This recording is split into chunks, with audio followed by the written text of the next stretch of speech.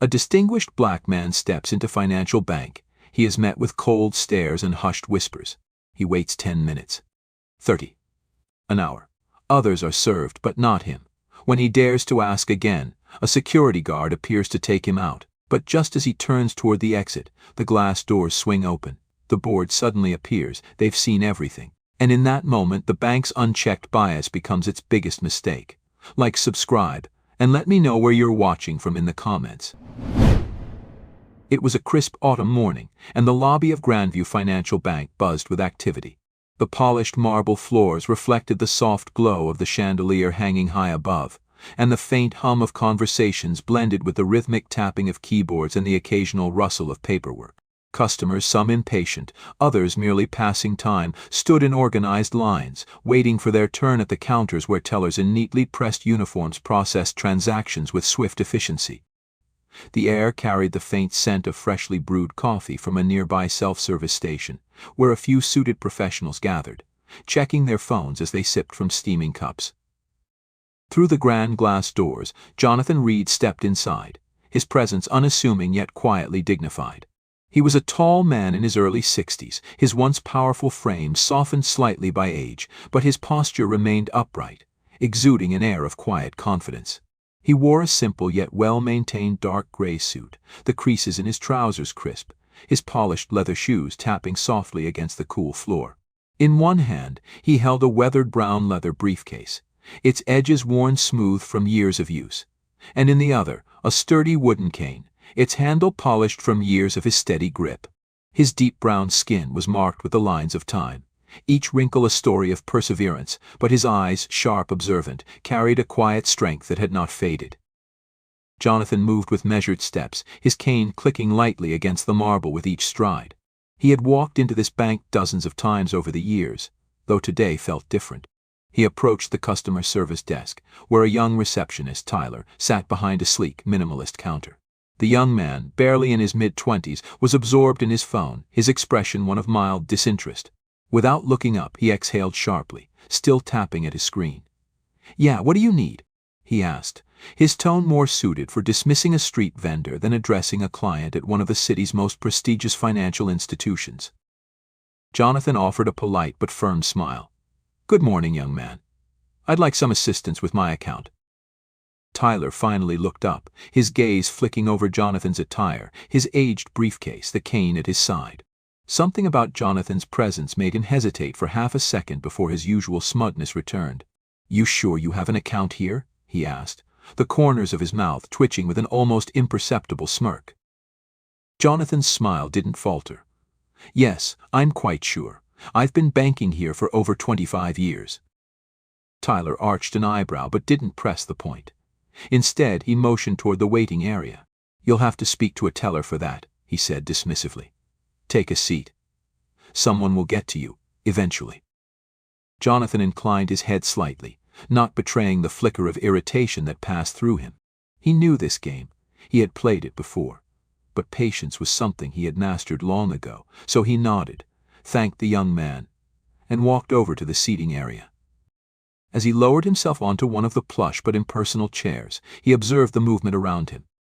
The bank was operating smoothly, with customers coming and going. Some were attended to within minutes, their transactions processed quickly and efficiently. He noted how other clients, those in tailored suits or carrying expensive briefcases, were ushered forward with urgency, while others, those who didn't fit the assumed profile of important clientele, were subtly pushed to the back of the line. He waited. 10 minutes, then 20, then 40. Jonathan shifted slightly in his seat, rolling his cane between his fingers. A few times he made eye contact with tellers behind the counter, who glanced at him and quickly looked away. At the 1-hour mark, he watched as a woman who had arrived long after him was called up immediately. She barely had to wait 5 minutes before she was greeted with a beaming smile and attended to. Jonathan sighed. He stood, adjusted his jacket, and made his way to the nearest teller. The woman behind the counter, Emma Carter, was meticulously typing something on her computer. She was in her early 30s, her blonde hair neatly pulled into a sleek ponytail, her sharp features carefully made up. She exuded professionalism, but when she saw Jonathan approaching, her face barely concealed her annoyance. Before he could speak, she sighed. "Sir, I told you, we'll get to you when we can." Jonathan's smile was still there, but this time it was thinner, his patience wearing just slightly. "I understand, Miss Carter. But I've been waiting for over an hour. I'd appreciate it if someone could check on my account now." Emma didn't hide her exasperation. She turned slightly to the man beside her, Brian Foster, a senior associate in his mid-30s with neatly combed hair and an air of quiet arrogance. He leaned in, muttered something under his breath, and Emma responded with a barely suppressed smirk. Jonathan's ears were sharp. Another one of those time wasters. The words were not meant for him, but they were meant about him. Emma finally turned back, her eyes flicking over Jonathan once more, as though sizing him up. "Do you even have the proper documentation?" she asked, her tone dripping with condescension. Jonathan reached into his jacket pocket, retrieving his identification with steady hands, placing it on the counter with quiet precision. "I believe this should suffice." Emma took the ID, squinting at it as though it were somehow illegible. She held it for a long moment before pushing it back across the counter. "Look, sir, we're very busy today. Maybe you should come back when you're more prepared." Jonathan inhaled slowly, keeping his voice even. "I am prepared." Brian, emboldened by Emma's demeanor, leaned in with a scoff. "You know, we've had incidents before," he said, his voice casual but laced with something colder. Jonathan's eyes met his. "I am certain, young man, that I have been banking here since before you started working." Brian didn't like that. His expression hardened. Emma, sensing his agitation, glanced toward the bank's security guard, James Turner, a large man stationed near the entrance. She made a subtle motion, a tilt of her head. James adjusted his belt and strode over, his towering frame casting a shadow over the counter. "Is there a problem here?" Jonathan, unruffled, turned to the guard. "No problem at all," he said evenly. "I am simply trying to access my account." Emma leaned in and whispered something to James. He listened, nodded, then straightened. "Sir, I think it's best if you leave for today," he said, his voice firm, his hand hovering just near his radio. Jonathan's fingers tightened slightly around the handle of his cane. The room had grown noticeably quieter. Other customers had begun to take notice of what was happening. Jonathan's voice remained measured. "Are you asking me to leave without resolving my business here?" Emma folded her arms. "You're holding up the line, sir." A long silence stretched between them. Then, with a slow nod, Jonathan turned on his heel and began walking toward the exit, his cane tapping softly against the marble once more. But just as he neared the doors, something unexpected happened. The glass doors swung open again, and this time it was not another impatient customer stepping inside. It was Richard Holloway, the chairman of the board, followed closely by Olivia Bennett, the bank's chief executive officer, and several other high-ranking members of the board. They had arrived for an unannounced executive audit, and they had witnessed everything. For a moment, the room seemed to freeze. The rhythmic clicking of keyboards, the murmured conversations between tellers and clients, even the distant hum of the air conditioning, it all faded into an unnatural stillness as the presence of Richard Holloway, Olivia Bennett, and the rest of the Grandview Financial Bank's executive board filled the space. The weight of their unexpected arrival hung over the lobby like a thundercloud, heavy with unspoken implications. Employees stiffened, customers turned their heads, and even James Turner, the burly security guard, shifted slightly, suddenly unsure of his posture. Jonathan, his step slow and deliberate, paused just before the threshold of the exit. His gaze, steady and unreadable, flickered toward the incoming figures, recognizing Olivia almost immediately. He had met her once, years ago, at a financial symposium when she had only just been promoted to a leadership role. She had seemed sharp then, intelligent, pragmatic. But now, he wondered how much of that idealism had remained intact in a system that often swallowed even the best intentions whole. It was Olivia who reacted first. She was a striking woman in her mid-40s, her dark hair pulled into a sleek chignon, her navy blue power suit impeccable. She scanned the scene quickly, her keen eyes moving from Jonathan to James the security guard, then to the customer service desk where Emma Carter and Brian Foster still stood behind the counter, their faces stiff with barely concealed dread. Olivia's brows knit together in a flash of confusion and then, Within seconds, sharp, simmering displeasure. Richard Holloway, the chairman, a silver-haired man in his late 50s, walked just behind her, his pace slower but his gaze equally assessing. Unlike Olivia, his reaction was more measured, but Jonathan noted the way his lips pressed into a firm line, the subtle tightening of his jaw. He had seen enough boardroom veterans to recognize the look of a man who had just stumbled upon a PR disaster in real time. It was Olivia's voice that finally shattered the silence. "What exactly is happening here?" Her words weren't shouted, but they carried weight, each syllable crisp with authority. She wasn't asking out of idle curiosity. She was demanding answers.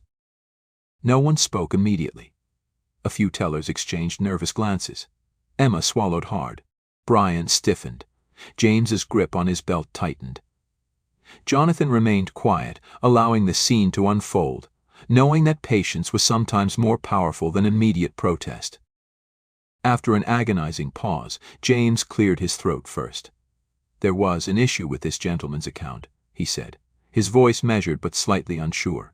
"Staff requested assistance in handling the matter." "Handling the matter," Olivia repeated, her tone ice cold. Her eyes flicked between Emma and Brian. "Is that right?" Her stare lingered on Brian, who, despite his usual arrogant demeanor, suddenly looked less sure of himself.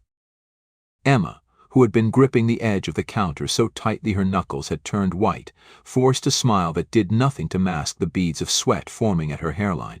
"Yes, ma'am. The gentleman, Mr. Reed, was unable to provide sufficient account verification. Given recent security concerns, we had no choice but to follow protocol." Jonathan tilted his head slightly, his expression impassive but his silence deliberate. He watched as Olivia's eyes narrowed, taking in Emma's words, dissecting them, picking them apart for the subtext buried beneath the corporate veneer. "Protocol," Olivia echoed slowly, her gaze shifting toward Jonathan now. "Is that true, Mr. Reed? Were you unable to provide verification?" Jonathan met her eyes evenly, his voice steady as he replied. "I provided my ID and relevant documents an hour ago. I was told to wait. And then wait some more. Meanwhile, others were attended to within minutes. When I followed up on my request, I was told I was wasting time. When I asked again, I was told to leave."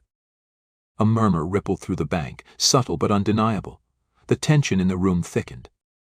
Olivia didn't move, didn't blink, but her expression darkened considerably. Emma opened her mouth, perhaps to protest, perhaps to lie, but Richard Holloway cut in sharply before she could speak. "So, let me get this straight," he said, his voice measured but dangerously low. "A long-time client of this bank, an investor, if I recall correctly, was asked to wait for over an hour, denied assistance, humiliated, and then ordered to leave for, what? Asking for basic customer service?" Neither Emma nor Brian had an answer for that. James, to his credit, had at least enough sense to remain silent, realizing his part in this had been a misstep he could no longer justify. Olivia's gaze burned into Brian now.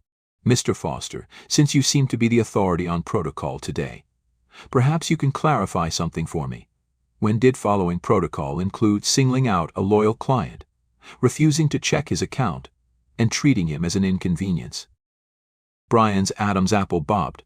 "Ma am I." But Olivia wasn't finished.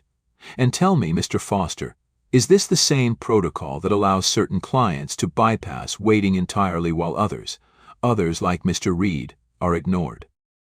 The color in Brian's face drained completely. Emma, shifting uncomfortably beside him, wasn't faring much better. We were just." "You were just what?" Olivia's voice was deceptively soft. "Just enforcing an unwritten policy of discrimination. Just making assumptions about which clients deserve your time and which ones don't." Silence. Then, finally, Olivia exhaled sharply, shaking her head. "Enough. I've heard more than enough." She turned to James. "Stand down. Mr. Reed is not to be escorted anywhere except to an available teller who will process his request immediately." James hesitated only a fraction of a second before nodding. "Yes, ma'am." Jonathan, still composed, gave Olivia a small, respectful nod. "Thank you." Olivia returned the nod but didn't break stride as she pivoted back to Emma and Brian. "As of this moment, your employment with Grandview Financial Bank is terminated." A sharp gasp from Emma. a strangled protest from Brian, the ripple of shocked whispers from employees and customers alike. "Ma'am, wait, please," Emma stammered, her mask of professionalism crumbling. "We didn't mean." "You didn't mean to get caught," Richard corrected, his voice firm, leaving no room for argument. "And yet here we are." Emma looked around wildly, perhaps hoping for someone to interject, but there was nothing, only the cold, hard reality sinking in. Brian opened his mouth, perhaps to beg, perhaps to justify, but Olivia cut him off. "You will collect your belongings. Security will escort you out. Do not return." Brian's jaw tightened, his face a mask of fury and humiliation, but he knew better than to argue now. With stiff movements he turned, snatching up his things, his eyes burning with the sting of his downfall. Emma, still in shock, followed suit. And just like that, the weight of their arrogance collapsed under the weight of accountability. Jonathan watched as they left, his face unreadable. He had seen men and women like them before, had encountered their ilk countless times, people who wielded power in petty ways, who dismissed people like him without a second thought.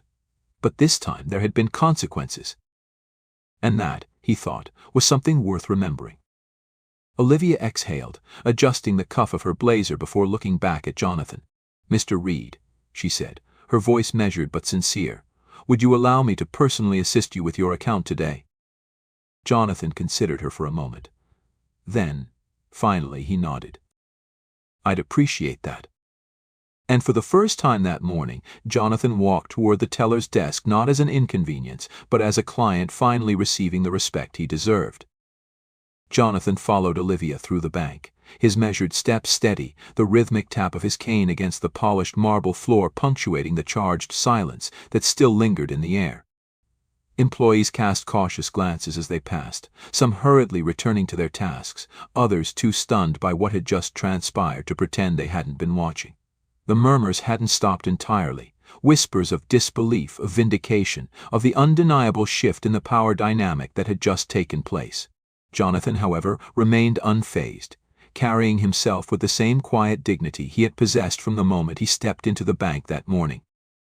Olivia led him toward a private office, one far removed from the open counters and the judgmental gazes of employees who had so easily dismissed him earlier. She pushed the glass door open, motioning for him to step inside. "Please have a seat, Mr. Reed," she said, her voice composed but not devoid of sincerity. Jonathan took his time settling into the high-backed leather chair, setting his worn briefcase down beside him. He adjusted the cuffs of his suit, his fingers steady as he took in the details of the room. Sleek, modern, efficient. It was a space designed for power plays and high-stakes transactions, where decisions were made that affected the bank's future and the lives of those who relied on it. He had sat in many such rooms before, in board meetings and negotiations that shaped industries, yet this moment felt different. Olivia took a seat across from him, folding her hands neatly on the desk. She exhaled, the sharpness that had laced her voice earlier now tempered by something more measured. "Mr. Reed, before we proceed with your account, I need to apologize. What happened out there was unacceptable." Jonathan tilted his head slightly, studying her. He could see the weight of responsibility in her eyes, the realization that this incident, while not unique, had exposed a flaw within the very foundation of her institution. "I've been banking here for over 25 years, he said, his voice even. "I've seen this bank grow, seen leadership change hands, policies shift, buildings expand. But one thing that has remained consistent, it seems, is the assumption of who deserves service and who doesn't." Olivia's fingers twitched slightly against the desk, but she didn't interrupt. Jonathan continued, his tone calm but firm. "The way I was treated today, that wasn't an accident. That wasn't a misunderstanding. That was a pattern." He let the weight of his words settle before he leaned forward slightly, fixing her with the same level gaze he had given Emma and Brian earlier. "So tell me, Ms. Bennett, what are you going to do about it?" There it was, the challenge, laid bare between them. Olivia didn't look away. She had climbed the ranks of the financial world by being sharp, by being decisive, by recognizing when a problem wasn't just a PR nightmare, but a fundamental issue that needed fixing at its core. And Jonathan Reed had just made it clear that this was no longer a matter of individual misconduct. This was about Grandview Financial Bank's identity, about whether they would continue operating under outdated biases or whether they would truly change. "I don't intend to brush this under the rug," she said finally, her voice carrying a weight of conviction that Jonathan did not miss. "This is more than an isolated incident. It's a systemic failure in how we train, in how we evaluate our employees, in how we define customer service. And I take full responsibility for that." Jonathan regarded her carefully. "Words are easy, Ms. Bennett. Action takes effort." She nodded. "That's why I'm implementing immediate changes." She leaned forward now, matching his directness with her own. "Effective today, every employee, from entry-level tellers to senior management, will undergo mandatory training in bias awareness and customer service ethics. Not just a seminar, not just a checkbox exercise, real, immersive training that will be integrated into our onboarding and ongoing performance evaluations." Jonathan arched an eyebrow. A step in the right direction, he acknowledged. But training only works if the culture changes with it. If those at the top don't model it, don't enforce it, it'll mean nothing. Olivia inclined her head slightly. "That's why I'm restructuring our customer feedback process. No more vague complaint boxes, no more reports that go nowhere. Clients will have a direct line to a review board that will monitor patterns of discrimination or misconduct. Real oversight, real accountability." Jonathan considered this. It wasn't just talk. This was the blueprint of an institution that intended to reform itself from within. But he wasn't done testing her yet. "And what about the people you just fired?" His voice was quiet but pointed. "Emma, Brian, do you believe they were the problem, or just a symptom of something larger?" A flicker of something crossed Olivia's face, not regret, but recognition. They made their choices. They upheld a culture that they benefited from at the expense of clients like you. And for that they had to go. But no, Mr. Reed, they weren't the disease. They were just the carriers. Jonathan's mouth quirked just slightly at that. A sharp mind, this one. "Then I assume you'll be making structural changes as well," he mused. Olivia exhaled, leaning back slightly. "It won't happen overnight," she admitted. "But yes, leadership will be held to the same standards as everyone else. No exceptions." Silence stretched between them for a moment. The kind that wasn't uncomfortable, but heavy with unspoken understanding. Then, finally, Jonathan nodded. "All right then. Let's get to work on my account." Olivia allowed a small, almost imperceptible smile to cross her lips before she pressed a button on her intercom. "Mia, can you come in, please?"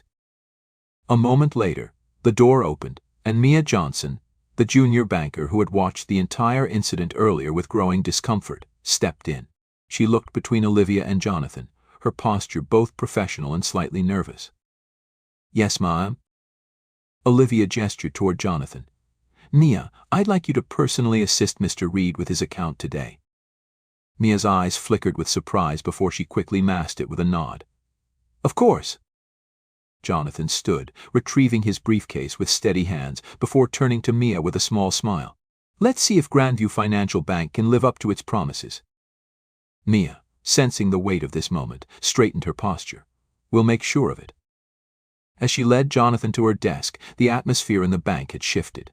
Something had changed, something real. Employees had seen the consequences of discrimination firsthand. Customers had seen accountability in action. And most importantly, Olivia had set a precedent, one that ensured no one would ever be treated the way Jonathan had been treated today again. As Olivia watched them go, she knew this was just the beginning. The real work was only just starting. But for the first time in a long time, she felt certain. This wasn't just about fixing one mistake. This was about rebuilding trust. And trust, she knew, had to be earned. Mia led Jonathan toward a spacious, well-lit cubicle near the back of the bank. Her movements brisk but not rushed, her demeanor professional yet tinged with something else, perhaps a quiet determination. She had seen everything unfold that morning, had watched the arrogance of her colleagues collapse under the weight of their own biases, had felt the second-hand embarrassment of their downfall. But more than that, she had felt relief that someone had finally called out what so many had witnessed in silence. She glanced at Jonathan as they reached her desk, taking in the composed way he carried himself, the measured way he placed his worn briefcase on the table and adjusted his cuffs.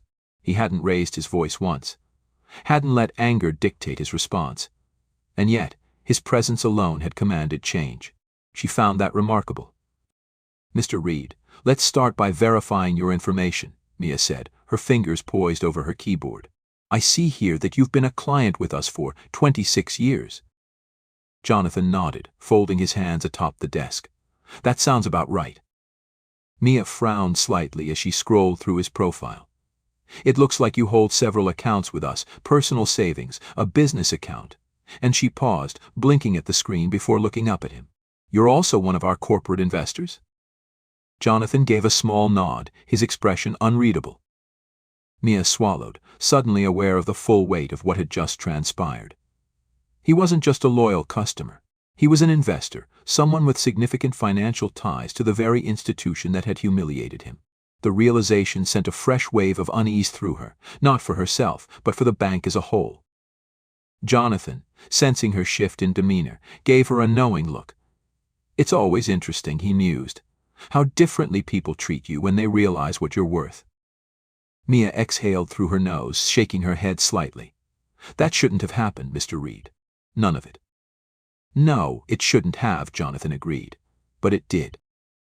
She held his gaze for a long moment before turning back to the screen, her fingers moving swiftly as she began pulling up the necessary documents. "Let's get this taken care of." For the next 30 minutes, Mia handled Jonathan's requests with the efficiency and professionalism that should have been afforded to him from the start. She updated his account details, ensured that his investment portfolio was in order, and made the necessary adjustments to his business account. She explained every step clearly, pausing to answer his questions, and when she printed out a summary for his review, she took a moment before sliding it across the desk. "I know an apology doesn't fix what happened," she said, her voice quieter now, "but I want you to know that not everyone here operates like that. Some of us," she hesitated, choosing her words carefully, "some of us saw what happened today and knew it was wrong. I should have said something earlier." Jonathan studied her, his sharp gaze searching for something in her expression. He saw guilt, yes, but more importantly, resolve. "You're saying something now," he said simply. Mia let out a breath she hadn't realized she was holding. A knock at the glass partition interrupted them. Jonathan turned to see Olivia standing just outside the cubicle, her posture straight, hands clasped in front of her. "Mr. Reed," she said, stepping inside, "I wanted to check in personally. Is everything satisfactory?" Jonathan glanced at Mia before looking back at Olivia. "She's been excellent." Mia felt a flicker of pride at the validation but kept her expression neutral. Olivia nodded. "I'm glad to hear that." Then, without missing a beat, she added, "There's something else I'd like to discuss with you, if you have a moment." Jonathan lifted an eyebrow. "Of course." Olivia turned to Mia. "Would you excuse us?" Mia stood immediately. "Of course, Ma, I am." She collected her things, giving Jonathan a brief but respectful nod before stepping away. Once she was gone, Olivia took the seat she had vacated, folding her hands on the desk as she studied Jonathan for a moment before speaking. "I meant what I said earlier about making changes. But I also know that institutional reform can't happen in a vacuum. It requires insight, accountability, and perspective from those who have experienced the flaws firsthand." Jonathan listened, his expression unreadable. "I'd like to invite you to be a part of that process," Olivia continued. "Not as a client, not as an investor, but as an advisor, someone who can help shape the policies we implement moving forward." That caught Jonathan off guard. He leaned back slightly, considering her. "You want me to consult for the bank?" "I want you to help ensure that no one is treated the way you were today," Olivia clarified. "We can't erase what happened, but we can prevent it from happening again. And I believe your insight would be invaluable in doing that." Jonathan was silent for a long moment. This wasn't the outcome he had anticipated when he walked into Grandview Financial Bank that morning. He had come in expecting a simple transaction, had been met with dismissal, and had walked straight into a battle he hadn't asked for but had fought nonetheless. And now he was being asked to help fix the very system that had wronged him. He tapped his fingers against the desk thoughtfully. "Ms. Bennett," he said finally, his voice measured, "if I say yes to this, understand that I'm not here to make people comfortable." Olivia gave a small smile, though there was nothing amused about it. I wouldn't expect anything less. Jonathan studied her for another moment before nodding. Then let's get to work. The weight of his words settled over them, solid, unshakable, the foundation of something new. And just like that, the first step toward real change had been taken. The weeks following Jonathan's decision to step into an advisory role at Grandview Financial Bank were a whirlwind of transformation, resistance, and reckoning. Change, Jonathan knew, was never immediate, never simple. Institutions, especially ones built on old money, old hierarchies, and old habits, did not shift overnight. But they could be forced to move. Jonathan's presence in the executive meetings was met with mixed reactions. Some board members saw his involvement as a necessary correction, a long overdue acknowledgement of systemic failures within the bank's culture. Others viewed him as a disruptor, an outsider brought in to appease a scandal, a man who did not belong in their circle. He saw it in their eyes, in the subtle tightness of their jaws, in the way they avoided looking at him too long. And yet, none of them could deny him. His name carried weight. His investments, his history with the institution, his very presence, was a reminder that they had failed. Olivia, true to her word, did not simply give him a seat at the table for show. She listened. She challenged her team, forced accountability where it had long been absent, and dismantled the complacency that had allowed discrimination to fester unchecked. The first initiative implemented under Jonathan's advisement was a complete overhaul of customer service training. Employees were no longer judged solely on efficiency, but on equity in service, on their ability to recognize and correct biases in real time. Each department, from tellers to senior executives, underwent immersive workshops designed not just to educate but to force reflection, to expose the invisible prejudices that had shaped interactions for years. Mia was promoted. Jonathan had watched her closely in the weeks following his first encounter with her, had noted the way she absorbed knowledge, adapted quickly, and carried a sense of responsibility that others lacked. When Olivia suggested she oversee the new Diversity Inclusion Task Force, Jonathan had only nodded in approval. She had earned that role. Meanwhile, not everyone embraced the shift. There were resignations, people unwilling to unlearn their biases, unwilling to accept that the world was changing around them. Jonathan did not mourn their departures. A house could not be rebuilt without removing its rotting beams. And then there were the customers. At first, the changes were met with confusion, with pushback from certain longtime clients who bristled at the notion that they, too, might be held to a higher standard of conduct. "People like me are the backbone of this bank," one wealthy investor had scoffed during a private client meeting, barely disguising his disdain. "We don't need to be lectured about political correctness." Jonathan had only smiled, calm, unshaken. "People like you," he had said, "voice even, are exactly why this change is necessary." The investor had left in a huff. The bank had survived without him. But others had stayed. More importantly, others had come. Customers who had once felt invisible at Grandview, who had once been treated as second-class clients, returned. The bank, for the first time in its history, felt open, felt different. Jonathan saw the shift in the way tellers greeted every customer the same way now, without hesitation or judgment. He saw it in the way security guards were no longer called at the slightest inconvenience. He saw it in the way people looked at him now, not as an exception, not as an anomaly, but as a valued member of the institution.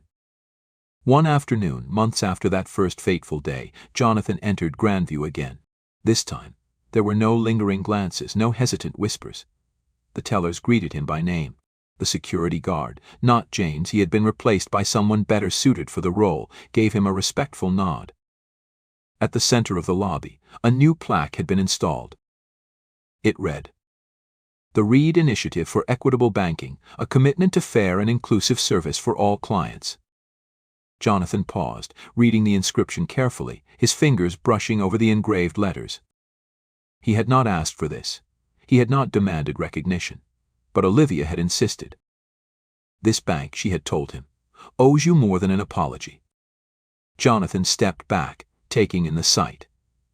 The name, his name, was not just a symbol of what had happened, but a reminder of what had been corrected, of what could never be allowed to happen again.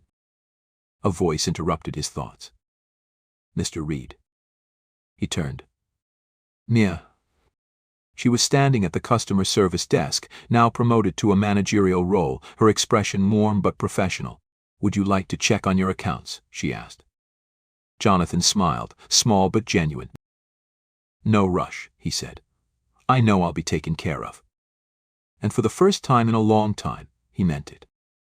Grandview Financial Bank had changed. For good. Join us to share meaningful stories by hitting the like and subscribe buttons. Don't forget to turn on the notification bell to start your day with profound lessons and heartfelt empathy.